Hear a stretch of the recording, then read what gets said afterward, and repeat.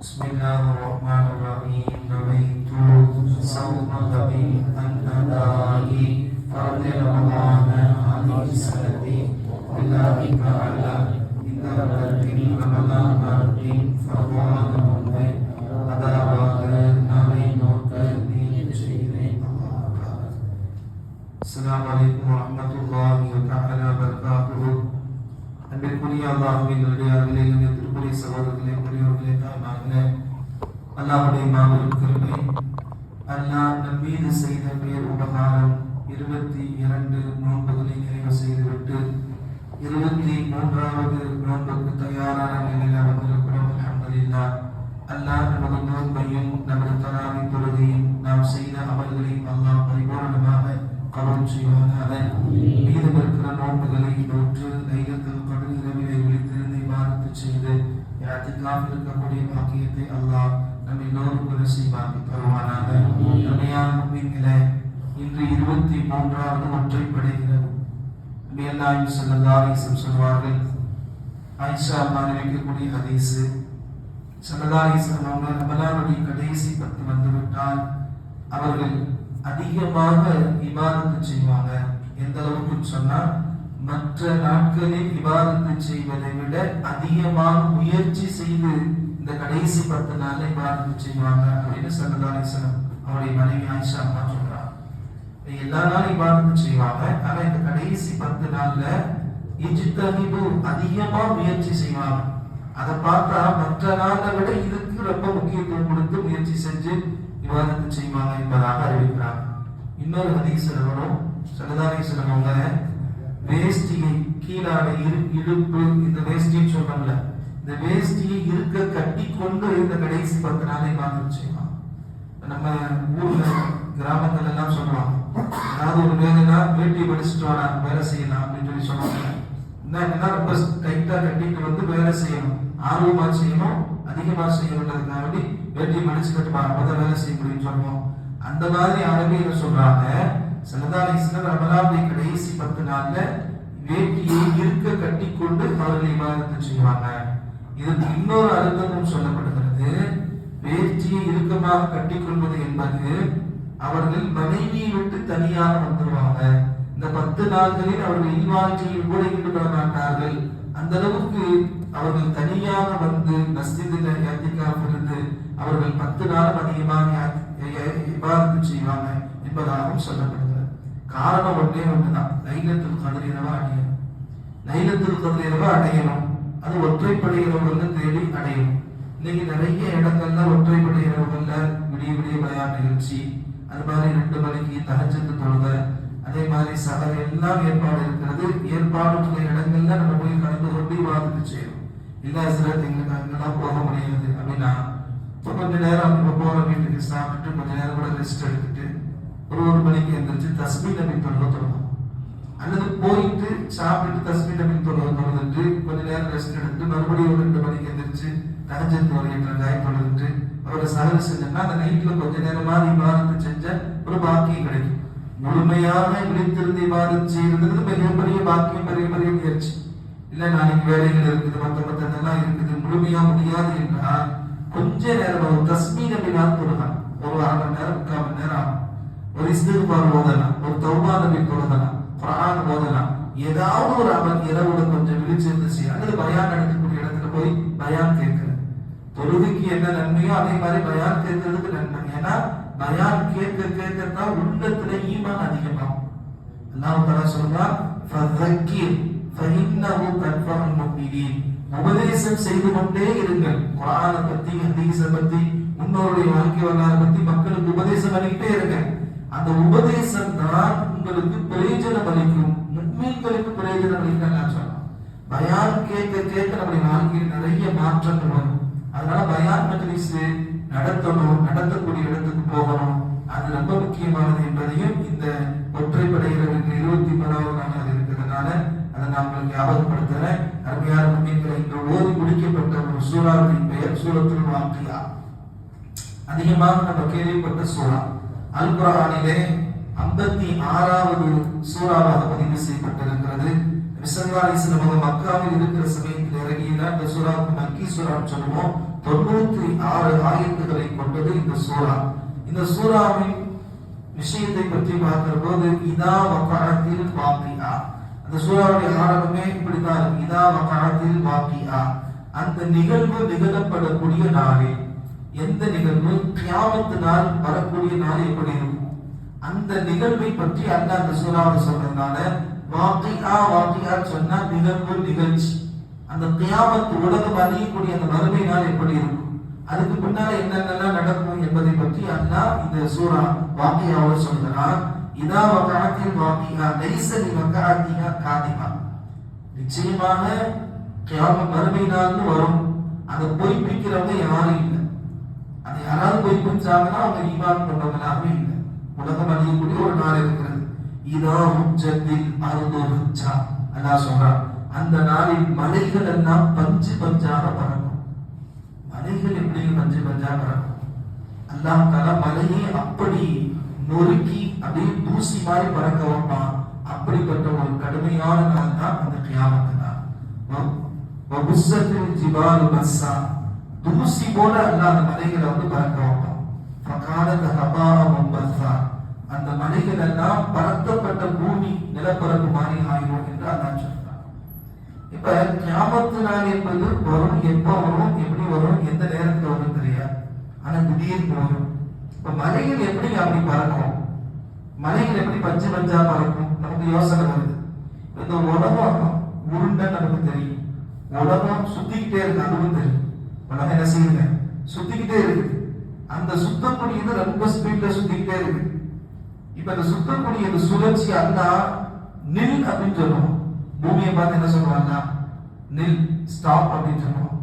அப்ப ஓடிக்கிட்டே இருக்கக்கூடிய ஒரு பொருள் திடீர்னு என்ன யோசிச்சு பாருங்க. அதுக்கு உதாரணம் சொல்றதா இருந்தா, ஒருத்தர் கார்ல உட்கார்ந்து இருக்கிறார், கார்ல ஒரு 150 மைல் ஸ்பீட்ல போறார், எவ்வளவு ஸ்பீடா போயிட்டு இருக்கோம்.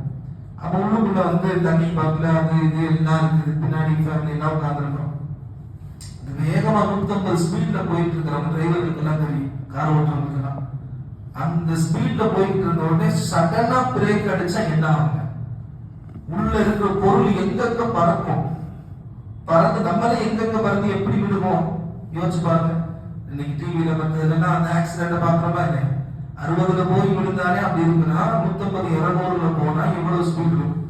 அந்த மாதிரி அல்லாஹ் சொல்றான், இந்த உலகம் சுத்திக்கிட்டே இருக்குது, நான் கியாமத் வர்றப்ப அந்த உலகத்துக்கு சொல்லுவேன் நில்லுன்னு சொல்லுவேன். அவ்வளவு ஸ்பீடா இருந்தது, நின்னா என்ன ஆகும், அப்படியே எல்லாம் பறக்க ஆரம்பிச்சு, எல்லாம் கடகடகட விழுகும், பில்டிங் விழுகும், மரம் பறக்கும், எல்லாம் பறக்கும், மரம் செடி கொடி எல்லாமே பிச்சு பிச்சு பிச்சு பிச்சு இதாகும். அதுதான் கியாமத் நாள் அர்த்தம். அப்ப அந்த நாளுக்கு முன்னால் நீங்கள் நல்லவர்கள் செய்து கொள்ளுங்கள், அந்த நாள் என்பது உண்மையானது என்று அல்லாஹ் இந்த சூரத்தில் வாக்கியாவில் சொல்கிறார். இந்த சூரா இறங்கின சமயத்துல உமர் ரலியல்லாஹு தஆலா இஸ்லாத்தை ஏற்றுக்கொண்டார். இந்த சூராவை அல்லாஹ் தஆலா ஒரு ஆயத்துல சொல்றான், லா யமஸ்ஸுஹு இல்லல் முத்தஹ்ஹரூன். உமர் ரலியல்லாஹு தஆலாவுடைய தங்கச்சி ஈமான் கொண்டிருப்பாங்க, அவங்க தங்கச்சி வீட்டுக்காரர் ஈமான் கொண்டிருப்பாங்க. ஈமான் பண்றப்ப இந்த குர்ஆனுடைய சில வசனங்களை வீட்டுக்குள்ள ஓதிக்கிட்டு இருப்பாங்க. அப்ப வெளியில சொல்லப்படும், உமர் அவங்களே நீங்க இஸ்லாத்தை எதிர்க்கிறீங்க, ஆனா உங்க தங்கச்சியே ஈமானை எடுத்திருக்கிறாங்க அப்படின்னு சொல்லிட்டு சொன்ன உடனே உமர் எல்லாரும் கோவம் வீட்டுக்குள்ள வருவாங்க. வீட்டுக்குள்ள வர்றப்ப இந்த வாக்கியா சூறாவை அந்த அம்மா ஓதிக்கிட்டு இருப்பாங்க. அந்த அம்மா ஓதிக்கிட்டு இருப்பாங்க, உமர் தங்கச்சி வெளியில இருந்து கேட்டுட்டு அதுக்கப்புறம் உள்ள வந்தா அவங்க மறைச்சு வச்சுக்கிறாங்க குர்ஆன். என்னமோ ஒன்று ஓதுனியே, அந்த சத்தம் ஒரு மாதிரியா இருந்துச்சு, என்னை இழுத்துச்சு, அது என்ன, எனக்கு காமி எனக்கு காமி அப்படின்னு உடனே அந்த அம்மா உமர் தங்கச்சி குர்ஆன் எடுத்து காமிப்பான். உடனே தொட போவாங்க, தொடாதீங்க, நீங்க இஸ்லாத்தை ஏத்துக்கிறல, குளிக்கல, ஒடு செய்யல, அதனால இந்த குர்ஆனை தொடக்கூடாது. நபி நாயகம் ஸல்லல்லாஹு அலைஹி வஸல்லம் சொல்லுவாங்க, குளிப்பு கடமையானவர்கள் குர்ஆனை தொடவும் கூடாது, மனப்பாடம் பண்ணதும் ஓதவும் கூடாது, ஒடு இல்லாதவங்க குர்ஆனை தொடவே கூடாது. இது சுன்னத்துல் ஜமாஅத்தினுடைய கொள்கை. தௌஹீத் ஜமாஅத்துல அப்படிலாம் இல்லை. தொழுகை இல்லாத பெண்கள் கூட குர்ஆனை ஓதலாம் தொடலாம் அளவுக்கு இன்னைக்கு அவங்கள்ட்ட இருந்த கொள்கை. நம்ம அந்த கொள்கைக்குள்ள போகலாம். நம்முடைய கொள்கை என்னன்னு சொன்னா, அல்லாஹ் சொல்றான், லா யமஸ்ஸுஹு இல்லல் முத்தஹ்ஹரூன். இந்த குர்ஆனை தூய்மையானவர்களை தவிர வேற யாரும் தொடக்கூடாது. இஸ்லாத்துக்குள்ள வந்தா தான் அவங்க தூய்மையானவங்க. அதனால இப்ப மாற்றுமத சகோதரர்கள் யாருக்காவது குரான் கொடுக்குறாங்க தர்ஜுமா டிரான்ஸ்லேஷன் தான் கொடுக்கணும். ஃபுல் அரபியா உள்ளதை கொடுக்க கூடாது. ஏன்னா டிரான்ஸ்லேஷன்ல வந்து அரபியை விட அந்த டிரான்ஸ்லேஷன் லாங்குவேஜ் அதிகமா இருக்கும். அதனால மிக்ஸா இருக்கிறதுனால அதை கொடுக்குறாங்க இமாம்கள் சட்டம் சொல்றாங்க. ஆனா பியூரான குரான ஒளி இல்லாதவங்க தொடக்கூடாது, ஒளி இல்லாதவங்க ஓதலாம், தொடத்தான் கூடாது, மனப்பாடம் தான் ஓதலாம். ஆனா குளிப்பு கடமையான பெண்களோ ஆண்களோ தொழுது இல்லாத பெண்கள் அவங்க என்ன செய்யக்கூடாது, தொடவும் கூடாது, ஓதவும் கூடாது. குளிச்சுட்டு தான் அதை ஓதணும். மனப்பாடம் பண்ணா கூட குளிப்பு கடமையான ஓதக்கூடாது. அப்படின்ற அடிப்படையில அவங்க தங்கச்சி சொல்றாங்க இந்த குரானை நீ தொடர்பு குளிச்சுட்டு வந்தாலும் தர வேண்டாம். அப்ப குளிச்சுட்டு வந்து அந்த குரான் உணர்வு இல்லாமல் அவங்க எடுத்து ஓதுறாங்க. இந்த சூரத்தில் வாக்கியா அந்த சூறாவை ஓதுறாங்க.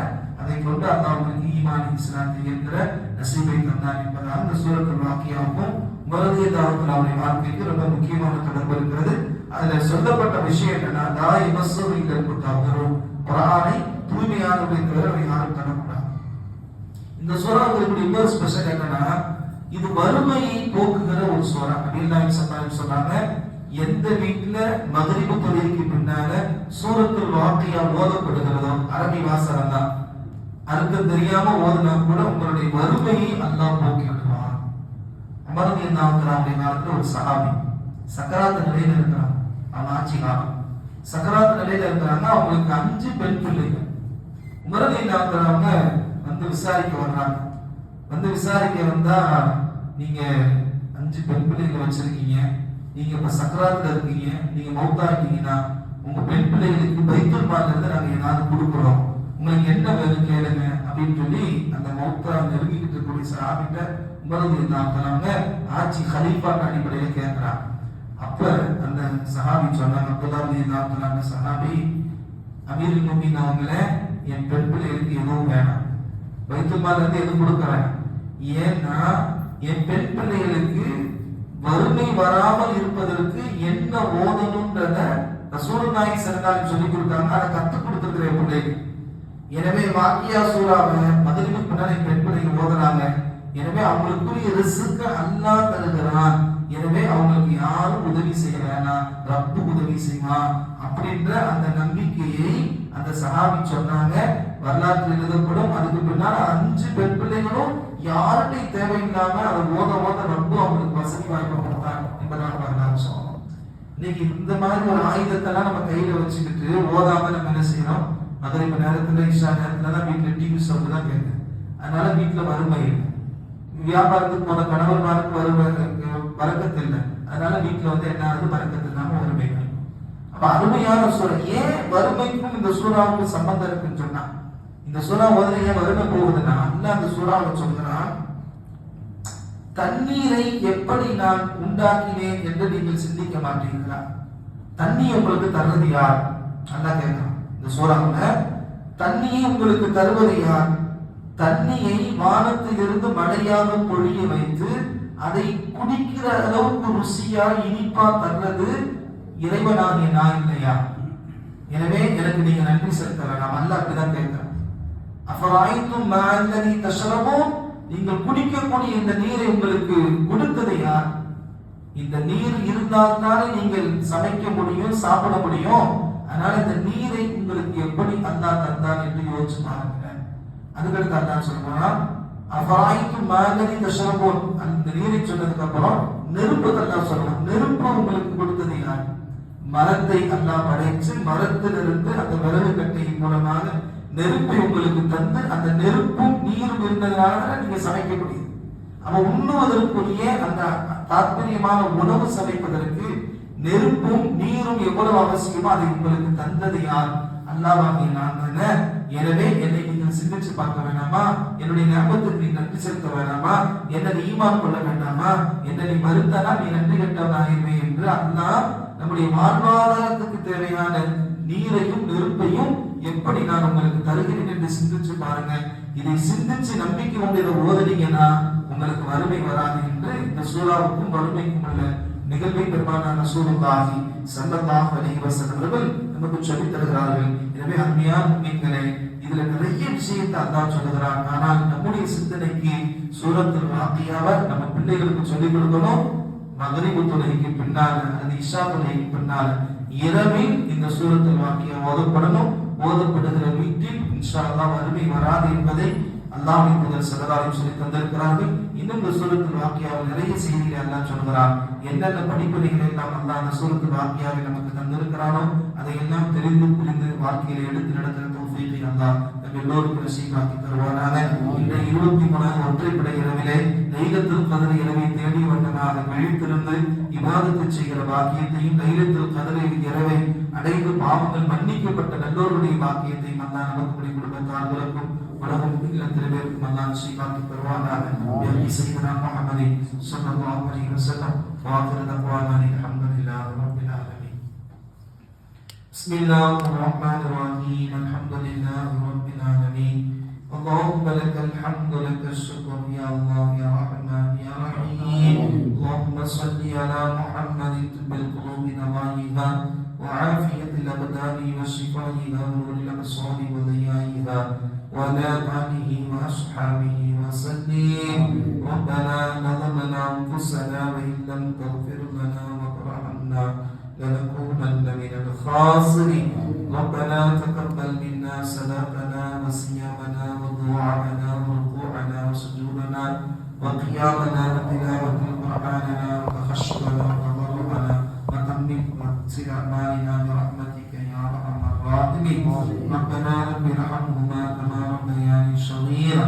اللهم يسر أمورنا، اللهم سهل أمورنا، اللهم بارك أمورنا، اللهم اقض ديوننا، اللهم اسلم أمرنا بيد سيدنا محمد صلى الله عليه وسلم بحقوقه. صلى الله تعالى وسلم على خير خلقه سيدنا محمد وآله وصحبه أجمعين والحمد لله رب العالمين. صلى الله على محمد صلى الله عليه وسلم. صلى الله على محمد صلى الله عليه وسلم. صلى الله